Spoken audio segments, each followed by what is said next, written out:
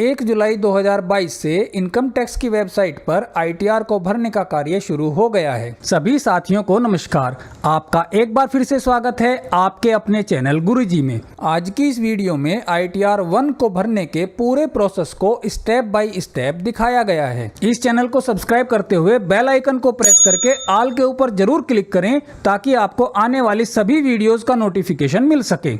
आइए शुरू करते हैं। इनकम टैक्स की रिटर्न को भरने के लिए हमें इनकम टैक्स की वेबसाइट पर जाना होता है और इस वेबसाइट का एड्रेस है incometax.gov.in। इस वेबसाइट को खोलने पर हमारे सामने ये इनकम टैक्स का होम पेज आ जाता है। अगर आपने इनकम टैक्स में पहले से ही रजिस्ट्रेशन नहीं किया हुआ है तो यहाँ पर ये रजिस्टर का बटन दिया गया है, इसके ऊपर क्लिक करके आपको सबसे पहले अपना रजिस्ट्रेशन करना होगा। इस वेबसाइट में लॉगिन करने के लिए यहाँ पर लॉगिन का बटन दिया गया है, इसके ऊपर क्लिक करेंगे। यहाँ सबसे पहले आपको अपनी यूज़र आईडी भरनी है जो कि आपका पैन नंबर होता है। इसको भरने के बाद यहाँ कंटिन्यू के ऊपर क्लिक करेंगे। यहाँ पर सबसे पहले आपको सिक्योर मैसेज के साथ जो ये बॉक्स दिया गया है इसके ऊपर क्लिक करना है और यहाँ अपने पासवर्ड को भर के कंटिन्यू के ऊपर क्लिक करना है। यहाँ पर ये डैशबोर्ड आपके सामने आ जाता है। 2021-22 का जो फाइनेंशियल ईयर है जो 31 मार्च 2022 को एंड हुआ है, जिसके लिए जो करंट ईयर 2022-23 चल रहा है ये असेसमेंट ईयर है। इस फाइनेंशियल ईयर या 2022-23 के असेसमेंट ईयर के लिए जो रिटर्न भरनी है उसके लिए हम यहाँ फाइल नाउ का जो बटन दिया गया है इसके ऊपर क्लिक करेंगे।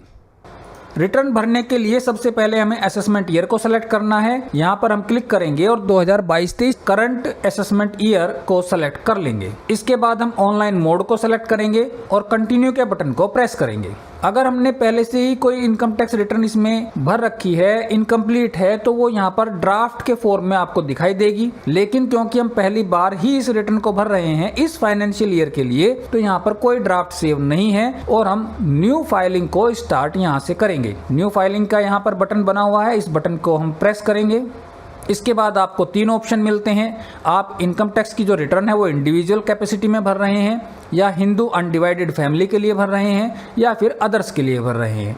अभी जो हम चर्चा करेंगे वो इंडिविजुअल के फॉर्म में। जो गवर्नमेंट एम्प्लॉइज़ हैं वो इंडिविजुअली अपनी सबको रिटर्न फिल करनी होती है, तो इंडिविजुअल की कैपेसिटी में हम इस रिटर्न को फिल कर रहे हैं।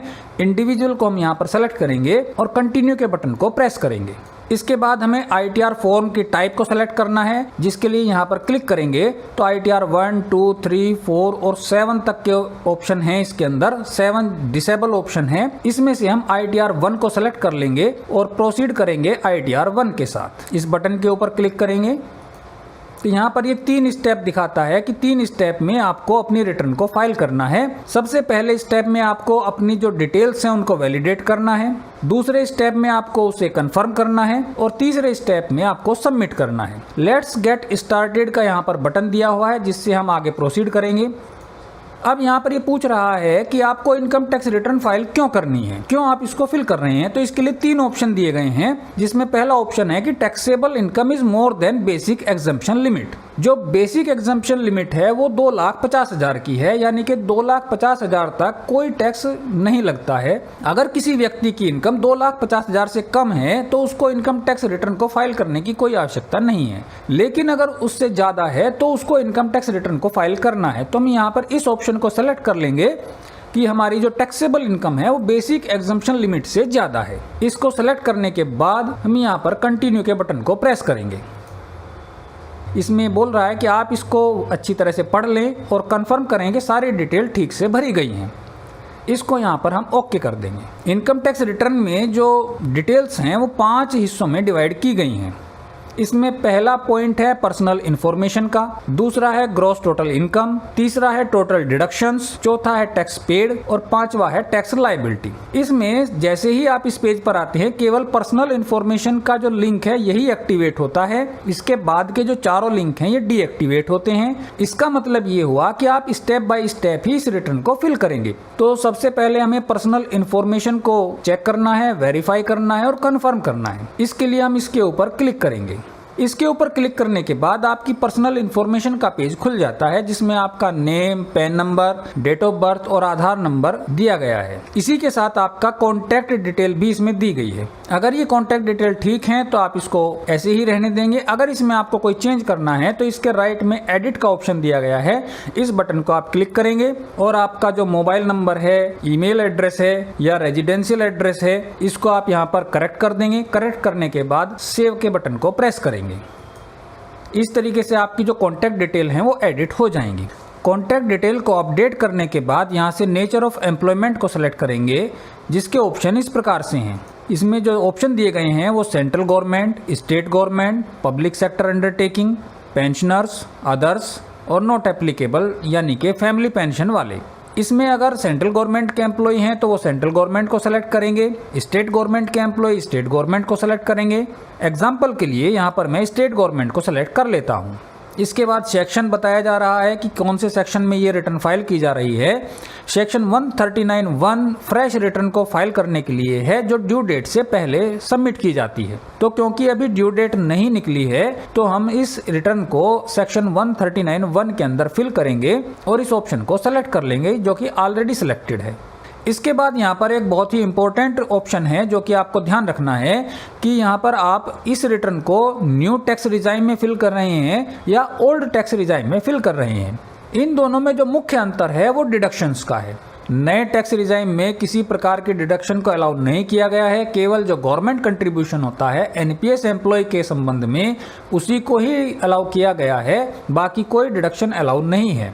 जबकि ओल्ड टैक्स रिजाइम में स्टैंडर्ड डिडक्शन भी है, एग्जम्पशंस भी हैं और सेविंग्स की डिडक्शंस भी हैं। तो यहाँ पर ध्यान रखने वाली बात यह है कि अगर आप अपनी रिटर्न को पुराने टैक्स के हिसाब से जमा करना चाहते हैं तो इस ऑप्शन को नो करेंगे, और अगर आप नए टैक्स के स्लैब के हिसाब से इसको जमा करना चाहते हैं तो इस ऑप्शन को यस करेंगे। फिलहाल मैं इस ऑप्शन को नो कर रहा हूँ।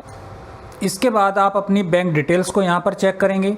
यहाँ पर जो आपके ऑलरेडी एडिड बैंक अकाउंट होते हैं वो यहाँ पर दिए जाते हैं। अगर आपने बैंक अकाउंट को ऐड नहीं कर रखा है तो यहाँ ऐड अनदर का बटन है, इससे आप बैंक अकाउंट को ऐड कर सकते हैं। जो बैंक अकाउंट आप यहाँ पर ऐड करेंगे उनमें से किसी एक बैंक अकाउंट को आपको रिफंड के लिए भी सेलेक्ट करना होगा। इसके लिए यहाँ पर ये बटन दिया गया है जो ब्लू कलर में फिलहाल दिखाई दे रहा है।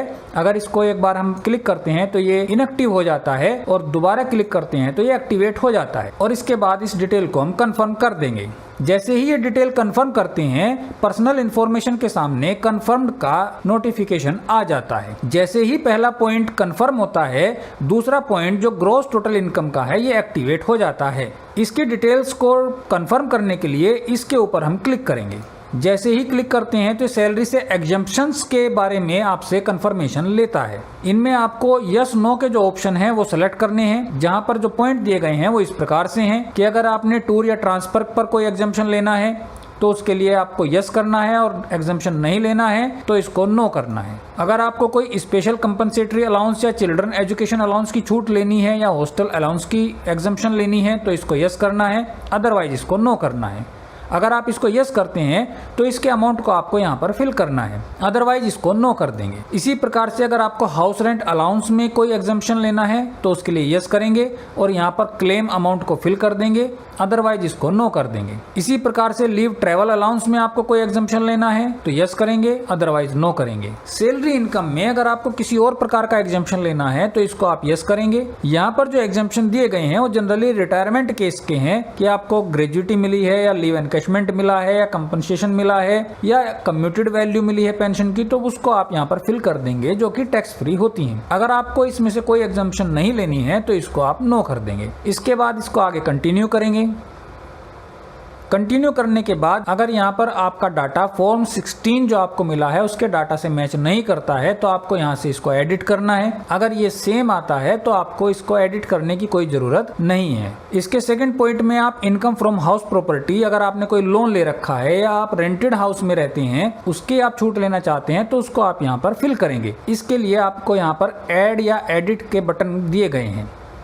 अगर आपने कोई हाउसिंग लोन ले रखा है सेल्फ ऑक्यूपाइड प्रॉपर्टी के ऊपर, तो आप उसको यहाँ पर बोरोड कैपिटल पर जो इंटरेस्ट आपने दे रखा है उस इंटरेस्ट के अमाउंट को इसमें फिल करेंगे। अगर आपने कोई मकान रेंट पर दे रखा है और उससे आपको रेंटल इनकम हो रही है, तो उस रेंटल इनकम में से 30% को माइनस करके उस इनकम को यहाँ पर फिल कर देंगे और यहाँ से इसको ऐड कर देंगे। तो कैंसिल करके हम वापस आ जाते हैं। इसके बाद जो नेक्स्ट पॉइंट है वो है इनकम फ्रॉम अदर सोर्सेज। इसके अंदर आपके जो डिपॉजिट्स हैं, एफडीज हैं बैंक के अंदर, पोस्ट ऑफिस के अंदर या कोऑपरेटिव सोसाइटीज के अंदर, या आपका कोई सेविंग बैंक अकाउंट का इंटरेस्ट है, वो इसके अंदर आपको फिल करना है। इसके अंदर आपको फिल करने के लिए यहाँ पर ऐड का बटन दिया गया है, इस ऐड के बटन को क्लिक करेंगे। अब यहाँ पर ये फिर से आपको ऑप्शन देगा, अगर आपके पास सेविंग बैंक अकाउंट का इंटरेस्ट है तो इसको हम यस करेंगे और जो इंटरेस्ट आया है उसके अमाउंट को यहाँ पर फिल कर देंगे। दूसरा पॉइंट है आपका बैंक या पोस्ट ऑफिस में जो एफडी वगैरह करवाई जाती हैं उसके ऊपर जो इंटरेस्ट मिलता है उसके लिए। फैमिली पेंशन से अगर कोई इनकम हो रही है तो इसको यस करके उसको यहाँ पर फिल कर देंगे।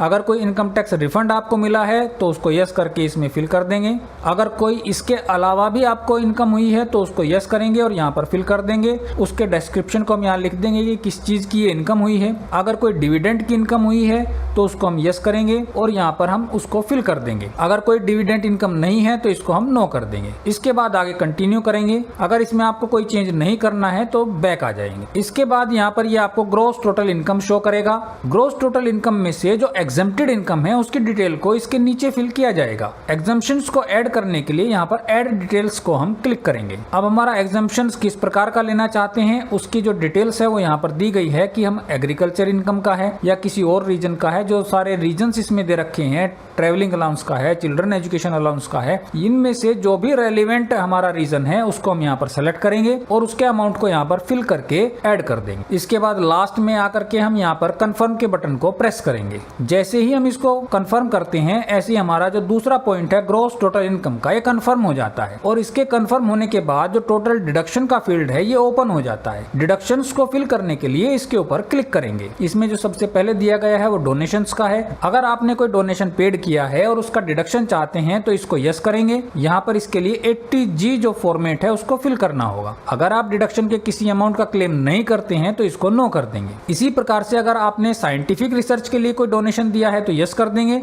अगर आप सेक्शन 80GG में कोई डिडक्शन चाहते हैं तो इसको यस करेंगे और उसके अमाउंट को यहाँ पर फिल करेंगे। सेक्शन 80C में आपको कोई डिडक्शन लेनी है तो यस करेंगे, उसके अमाउंट को यहाँ पर फिल करेंगे। 80C के अंदर सेविंग करने की जो लिमिट है वो 1,50,000 रुपए की, तो मैक्सिमम आप इसके अंदर 1,50,000 की डिडक्शन ही ले सकते हैं। अगर आप एनपीएस के अंदर कवर्ड एम्प्लॉय हैं तो आप 80CCD2 में जो एम्प्लॉयर का कंट्रीब्यूशन होता है उसकी डिडक्शन ले सकते हैं। उसके लिए आपको यहाँ पर यस करना है और उसके अमाउंट को फिल करना है। अगर आप एनपीएस के एम्प्लॉय नहीं है तो इसको आपको नो करना है। सेक्शन 80D जो कि मेडिकल एक्सपेंडिचर से रिलेटेड है, इसकी अगर आपको कोई छूट लेनी है तो आप इसको यस करेंगे। इसके लिए आपको शेड्यूल 80D को फिल करना होगा। हायर एजुकेशन के लिए जो लोन लिया जाता है उसके इंटरेस्ट की जो छूट है वो सेक्शन 80E में मिलती है। अगर आपको ये डिडक्शन लेना है तो इसको यस करेंगे और इसमें जो इंटरेस्ट पेड किया गया है हायर एजुकेशन लोन के ऊपर उसके अमाउंट को यहाँ पर फिल कर देंगे। इसके अलावा किसी प्रकार का डिडक्शन है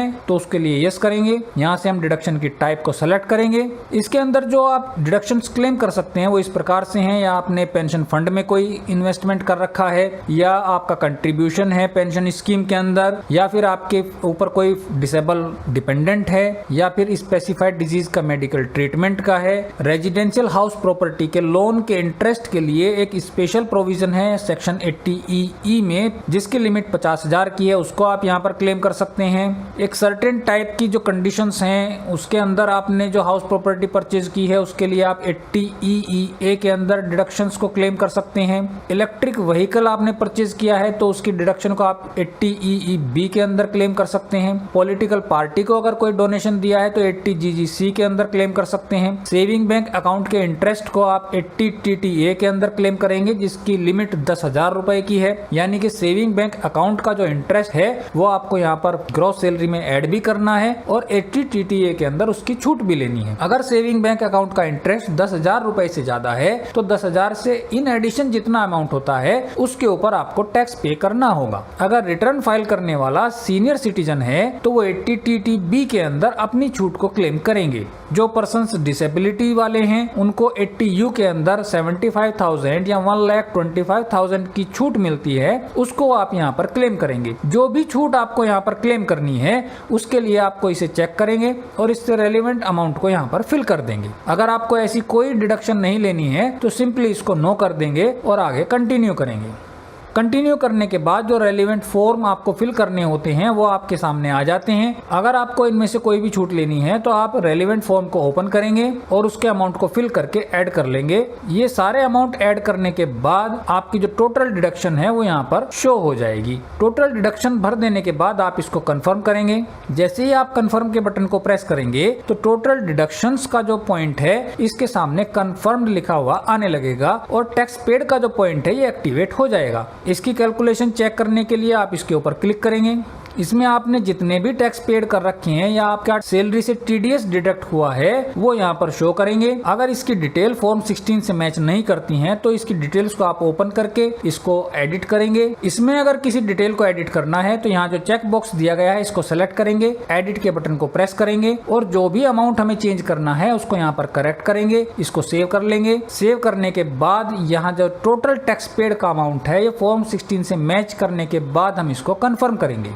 जैसे ही हम कंफर्म का बटन प्रेस करते हैं तो टैक्स पेड का जो पॉइंट है इसके ऊपर कंफर्म्ड लिखा हुआ आ जाता है। इसके बाद लास्ट पॉइंट है टोटल टैक्स लायबिलिटी, इसको हम ओपन करेंगे। इसमें आपकी जो कैलकुलेशन है वो सारी आ जाती है। ग्रॉस टोटल इनकम आपकी कितनी है, कितना आपका टैक्स बनता है। अगर सेक्शन 89 के अंदर आपको कोई टैक्स रिलीफ लेनी है तो इसके लिए आपको फॉर्म 10E भरना होगा। इस रिटर्न को सबमिट करने से पहले आपको फॉर्म 10E को फिल करके सबमिट करना होगा, तभी आप सेक्शन 89 के अंदर इनकम टैक्स की रिलीफ को ले सकते हैं। इसके बाद हम इसको कंफर्म कर देंगे। इस प्रकार से ये जो 5 पॉइंट हैं ये पांचों पॉइंट को एक एक करके हम कंफर्म करेंगे। पांचों पॉइंट को कंफर्म करने के बाद हम यहाँ से प्रोसीड करेंगे। रिटर्न का प्रीव्यू देखने के लिए यहाँ पर अब प्रीव्यू रिटर्न का बटन दिया गया है, इसको हम प्रेस करेंगे। इसमें वेरिफिकेशन के लिए जो चेक बॉक्स लगा हुआ है इस चेक बॉक्स को हम क्लिक करेंगे और प्रोसीड टू प्रीव्यू के बटन को प्रेस करेंगे। इस प्रकार से आपकी जो रिटर्न का फॉर्म है ITR 1 ये पूरा फिल होकर के आपके सामने आ जाएगा। इसको हम अच्छी तरह से चेक कर लेंगे। चेक करने के बाद इसे हम वैलिडेशन के लिए प्रोसीड करेंगे। अगर रिटर्न की सारी एंट्रीज एकदम ठीक हैं तो वैलिडेशन सक्सेसफुल का यहाँ पर मैसेज आता है। इसके बाद हम वेरिफिकेशन के लिए प्रोसीड कर सकते हैं। अगर यहाँ पर कोई एरर आती है तो उस एरर को हमें ठीक करना होगा। उसके बाद फिर से हम इसको वैलिडेट करेंगे और जब वैलिडेशन सक्सेसफुल हो जाएगा इसके बाद हम वेरिफिकेशन के लिए प्रोसीड करेंगे। वेरिफिकेशन के लिए 3 ऑप्शंस हैं, या तो हम साथ के साथ ही ई वेरीफाई कर दें, या फिर दूसरे ऑप्शन में हम इसे 120 दिन के अंदर ई वेरीफाई कर दें, या फिर तीसरा ऑप्शन दिया गया है कि आप इस इनकम टैक्स रिटर्न के एक्नॉलेजमेंट को डाउनलोड कर लें, उसके ऊपर सिग्नेचर करके इनकम टैक्स डिपार्टमेंट को 120 दिन के अंदर पोस्ट कर दें। इनमें से जो भी ऑप्शन आपको लेना है उसको आप सेलेक्ट करेंगे और कंटिन्यू करेंगे। मान लेते हैं आपको साथ के साथ ही इसको ई वेरीफाई करना है तो पहले ऑप्शन को आप सेलेक्ट करेंगे और यहाँ से कंटिन्यू करेंगे। ई वेरिफिकेशन के जो ऑप्शंस हैं वो यहाँ पर दिए गए हैं। इसमें सबसे पहला ऑप्शन है कि आधार के साथ जो मोबाइल रजिस्टर्ड है उसके OTP के थ्रू आप इसको वैलिडेट करें। दूसरा ऑप्शन है कि डिजिटल सिग्नेचर सर्टिफिकेट के माध्यम से इसको वेरीफाई करें। तीसरा ऑप्शन है कि नेट बैंकिंग के थ्रू आप EVC इलेक्ट्रॉनिक वेरिफिकेशन कोड को जनरेट करें, या फिर बैंक अकाउंट की डिटेल्स के साथ आप EVC को जनरेट करें और उससे इसको वेरीफाई करें, या आपके पास कोई डीमैट अकाउंट है तो उसके थ्रू आप EVC यानी कि इलेक्ट्रॉनिक वेरिफिकेशन कोड को जनरेट करके उससे वेरीफाई करें। अगर आपके पास पहले से ही इलेक्ट्रॉनिक वेरिफिकेशन कोड है तो इस ऑप्शन को आप सेलेक्ट करेंगे और उस कोड को यहाँ पर फिल कर देंगे। इससे भी आप ई वेरीफाई कर सकते हैं। या फिर आधार पर अगर मोबाइल नंबर रजिस्टर है और उसका OTP पहले से ही आपके पास मौजूद है तो आप इस लास्ट ऑप्शन को सेलेक्ट करके उस OTP को यहाँ पर फिल करके ई वेरीफाई कर सकते हैं। अगर आपके पास ऐसा OTP अभी नहीं है इसके लिए आप पहले ऑप्शन को सेलेक्ट करेंगे और यहाँ पर कंटिन्यू करेंगे। जैसे ही आप कंटिन्यू करेंगे आपके रजिस्टर्ड मोबाइल नंबर पर एक OTP आएगा जिसको आप फिल कर देंगे और अपनी रिटर्न को ई वेरीफाई करके आप सबमिट कर सकते हैं। आज की वीडियो में बस इतना ही। आपने इस वीडियो को आखिर तक देखा इसके लिए आपका बहुत बहुत धन्यवाद और आभार। नमस्कार।